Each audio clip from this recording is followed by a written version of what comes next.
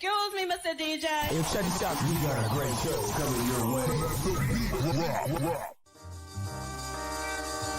From the ECSI Sports Studios, the #1 sports information program in America, the Breakfast Bankroll, with your host, the sports broker, Jeff Dawson.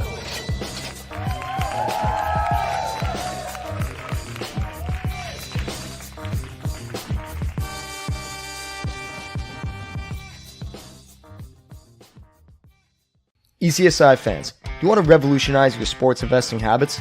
Allow me to tell you about WagerWire. WagerWire is an app that helps you become a superior bettor by allowing you to sync all of your sports books and track all of your bets in one place. See your current action, your betting history, and stats. You can also sign up for sports books and collect bonus offers. Follow them at WagerWire on X, as they're the best account on the platform. Head to the App Store or Play Store now and search WagerWire to download the app.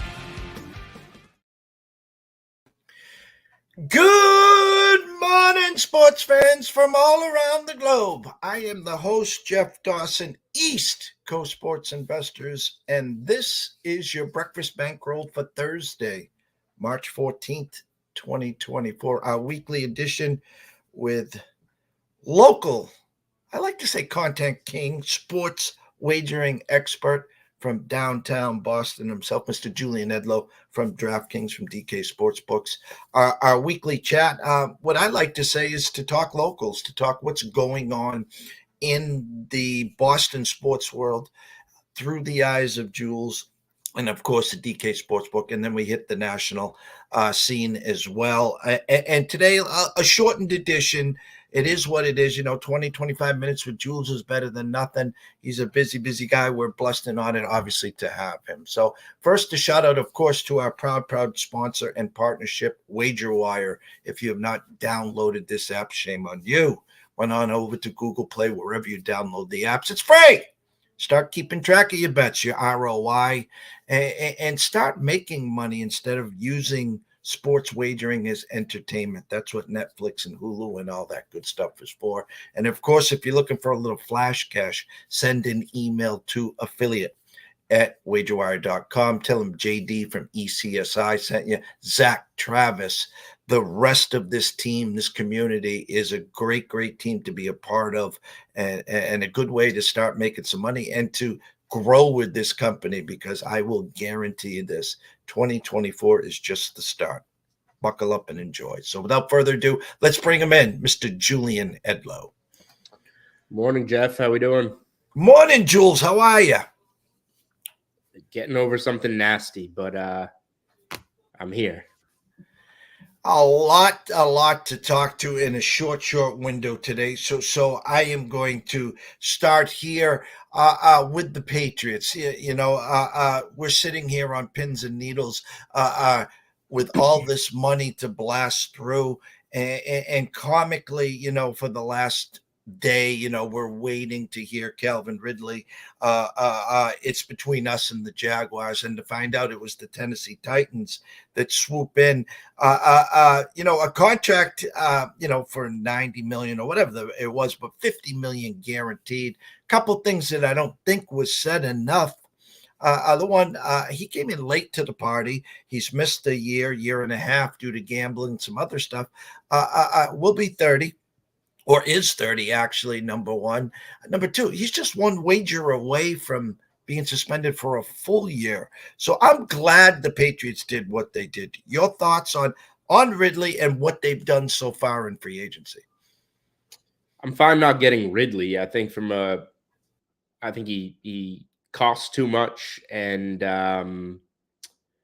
doesn't necessarily fit with his age, the direction that they're ultimately going to go. He would have helped make the Patriots better this season.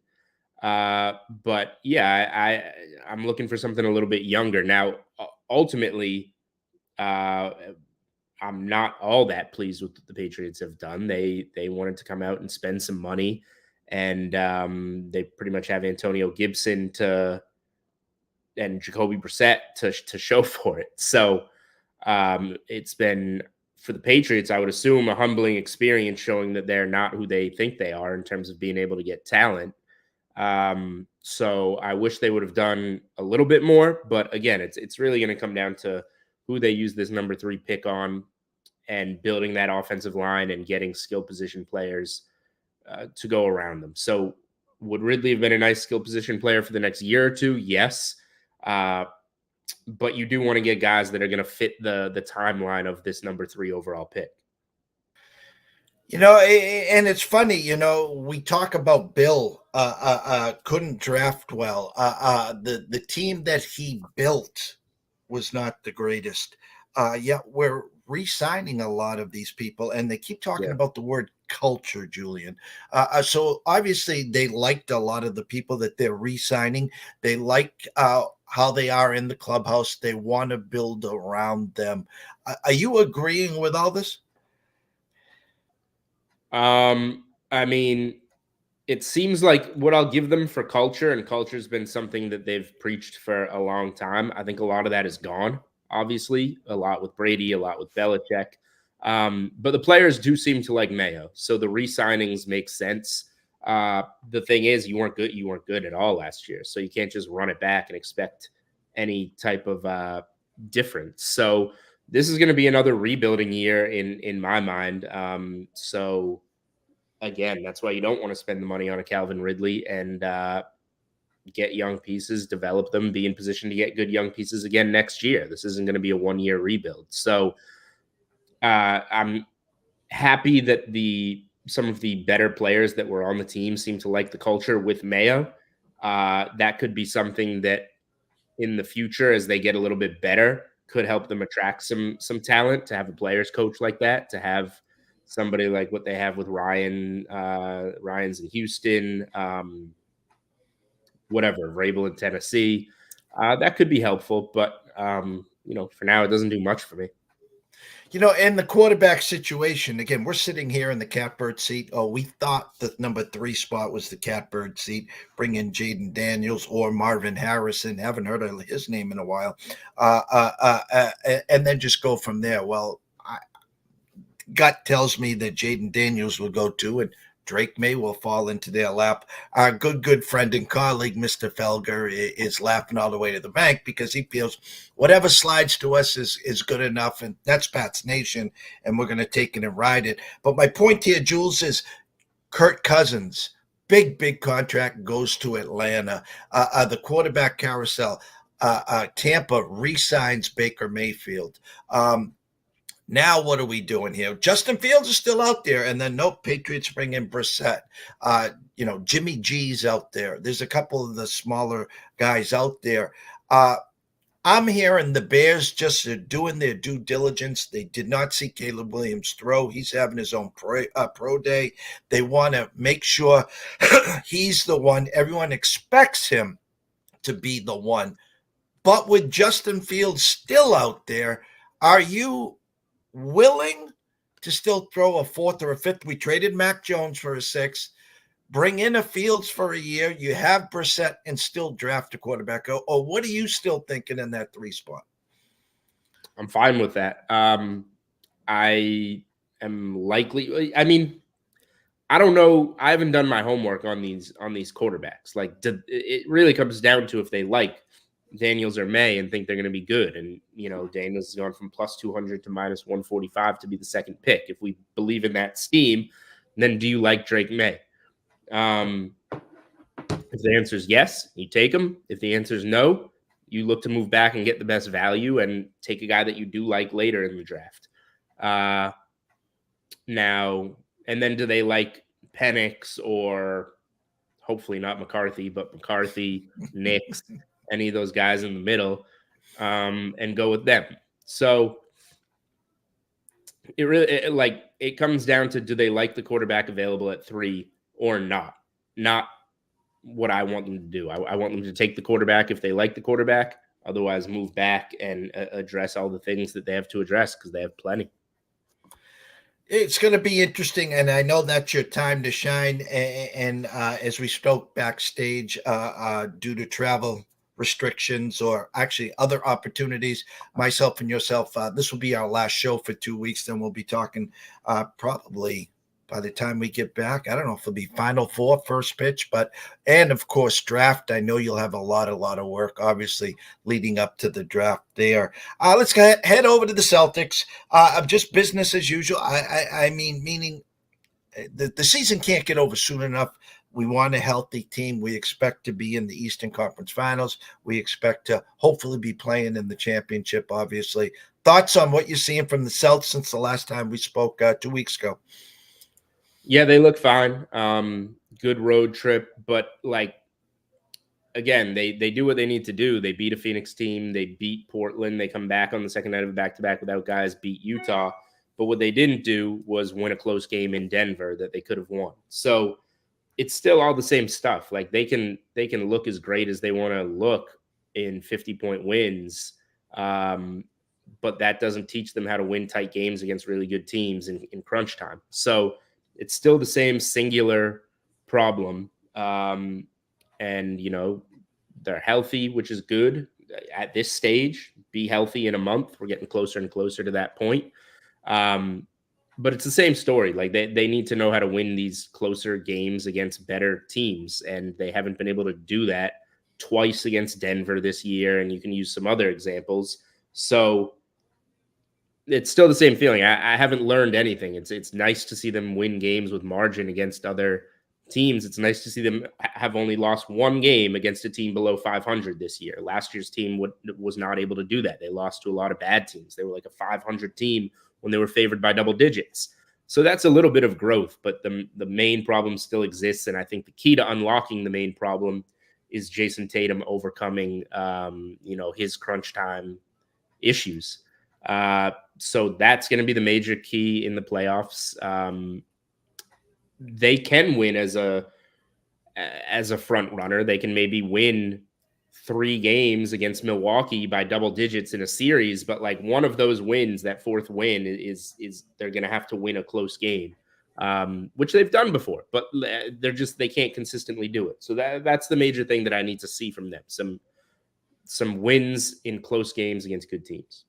You talked about Denver. We are 0-2. Denver came in and stopped the 21-game winning streak or whatever they had started the year at home, undefeated, and then go to Denver and again spit the bit there. The locals, Joe Murray especially, bringing up stats about Tatum in crunch time a week ago. Every time it's dribbling to the right in that fadeaway, and I'm having flashbacks of Larry Bird. I knew when Larry had the ball in crunch time, he was going to give you the step back, but he was going to make it more often than not. And Jason has had a problem making that shot there. Out west, Denver 2-0 against the Celtics. Golden State has been successful. What are you seeing out west? And a couple of weeks down the road, when this eventually tips off for the playoffs, who are you fearing other than Denver, I should say? Yeah, the West is going to be a grind. Denver, it has proven that it's still the team out there. So you're right to put them kind of in their own tier. Who do I fear what? From a Celtic standpoint or? Yes. Denver. Denver by a wide margin. Below them would be a healthy Clippers team. And then a pretty wide gap where I would favor the Celtics over the Clippers. But beneath Denver would be a healthy Clippers team, and then a pretty wide margin before you get to anyone else, unless it's Golden State that makes a run. Because if Golden State makes a run and gets there, it means they're playing, the type of basketball that has won them championships in the past, and now you got to be a little bit wary of them. But if the Celtics and Nuggets meet in the finals, the Celtics are going to be favored, and I don't know if that would be correct.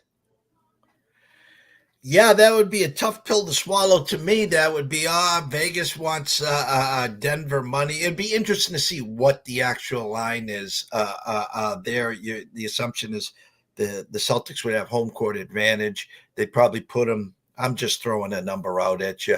The Celtics would probably be close to 2-1, probably favorites, maybe, that minus 200 to plus 170 for Denver, something like that. That's around what I was thinking. So we will get there and see. As you can see, I got my UConn shirt on. Big East, all the big tournaments up and running. We threw out some potential futures for some of the conference championships. A busy slate today, obviously. A couple tournaments have already started. Give me your thoughts on what has started, maybe what you got in pocket, and maybe what you're looking at today or later on during the week for the March Madness and Conference Championship week. Yeah, I do have UConn to win the Big East. Big favorite over Xavier, who they smashed the last time they saw, tipping off at noon today. And then they'll get the winner of St. John's and Seton Hall, who will have gone through, a battle to get there. And then what's the final going to be? Villanova's a sharp play against Marquette today, still without Kolick. But if it's Marquette, UConn's rolled them twice. And if it's Creighton, who I do think is the second best team in the Big East, then it's a perfect revenge spot for UConn. They went to Omaha and got blasted. Now they're going to essentially get a revenge spot on their home floor. So I just don't see UConn going down in the Big East tournament. For today, what do I have today? I like BYU a lot. Tips off in a couple hours over Texas Tech. BYU looked really good against UCF yesterday. Texas Tech, the higher seed, so they're coming off the bye. But I think BYU is the better team there. Ohio State been playing really well since the coaching change. I think they're 5-1. So I like them against an Iowa team that hasn't been very good lately. South Carolina's moved a lot. I laid the 4.5 opener with South Carolina. That's 6.5. I did play USC. I have some 40-1 on them to win the Pac-12. That moved a ton. But I played them plus 8.5 today against Arizona. And Minnesota plus 7. Minnesota Big Ten tournament for the first time is in Minnesota. It's at the Target Center, home of the T-Wolves, and they've got Michigan State, who's been nothing special there. I think 7 was too much in that one. We'll be all sitting by our TVs. I think it's around 6 o'clock on Sunday to do the brackets and just to get an assessment of who got robbed, who didn't get robbed, which bracket's the toughest, yada, yada, yada. I've talked at length, Jules, a UConn team that will play 2 games at the Barclays, then if they get through that weekend, go back to Stores, then 2 games at TD Garden, which will be technically, other than MSG, a big home game and following for them there. Don't need a plane to get to Glendale, obviously, till the Final Four. I think Purdue will be situated very well. I think the West will be the wild card. But again, before we see the seedings and everything, what's your gut telling you before you get to Selection Sunday? If you had to throw out a sleeper maybe to make the Final Four without the brackets, or is there anyone in pocket that you have in futures that you really like that's rounding into form? Yeah, it's a good question. There's nobody in particular that jumps out to me. I have futures on. I have some UConn. I have some Kentucky. I have some Arizona, which I don't feel as good about. And I do have some Creighton, which Creighton would be a team like. They're going to be a 2 or a 3 seed. I wouldn't call them a sleeper, but they're a team that is probably worth having some of, given the number. And Florida is kind of a scary team. I like Florida in the SEC. I have some of them at 100-1 from preseason to win it all. So that's kind of something nice to have in pocket, hedge off of if I need to. Florida is a team that can make some noise. The scroller's been going the whole time, Jules. They can go follow you at Julian Edlow, at DraftKings, at DK Sportsbook, at The Sweat DK, at Feast and Live, and at DK Network. We always like to wrap this up where, it's your court. Tell everyone why, obviously, to download the app. It's DK Sportsbook, maybe what you got for promos, what you're looking at for the weekend, and obviously where to find your show on TV. Yeah, plenty of options on DK Sportsbook. Obviously, you're going to get a lot of early openers, a lot of unique markets. If you're a golf bettor, we got an 18% boost on the Players Championship. We'll have plenty of March Madness stuff up. I don't see much at the moment, but you can catch the sweat on weekends on DraftKings Network on VSiN. It's Saturdays and Sundays, 8 to 10 a.m. Eastern. And this week we're going to have a special March Madness edition on VSiN and DraftKings Network. Once again, it's Monday night, 6 to 9 p.m. Eastern. We'll have 3 hours of bracket talk and bets for the first round, futures, how you want to fill out your bracket, etc. So we'll have a lot of that on Monday night, 24 hours or so to chew on things when the bracket gets out. So a little bit more info rather than, kind of first reaction type of stuff that you get on Sunday night. Well, as always, we can't thank you enough. I know you got a 10:30 call, so I gave you 2 minutes to run to the bathroom, get a cup of coffee. So, Jules, as always, much appreciated. Thank you. All right. Thanks, Jeff. Take care. Thank you. The one and only Julian Edlow. Go follow him on Twitter at Julian Edlow. You can catch all his work at DraftKings at DK Sportsbook. Catch him on Saturday and Sundays on Samsung TV, VSiN, DraftKings at The Sweat DK, and of course VSiN Live and DK Sports Network. Busy weekend ahead of us. I can't thank everyone who's watching live here. Again, thank you. We got a lot of things brewing back here. And as Karen Carpenter once sang, we've only just begun. So if you haven't followed us on our YouTube network, run on over there. East Coast Sports Investors. Subscribe. It's free. Tell a friend. Retweet. Like. This is where you want to be. We bring in the top experts from all across the country. We try to make it real here. We do try to entertain just a tad. But again, we're here to educate. We're here to give you what's really cracking behind the scenes and behind the doors. So thank you guys. It's beautiful outside. All the locals, get outside. It's nice. Get your plays in early for the March Madness. The conferences have officially begun, and enjoy the madness. So for myself, Jeff Dawson at DC Sports Invest, Julian Edlow at Julian Edlow at DK Sportsbook. Wish everyone a blessed day. Have a great morning and a better afternoon, and we will see you soon.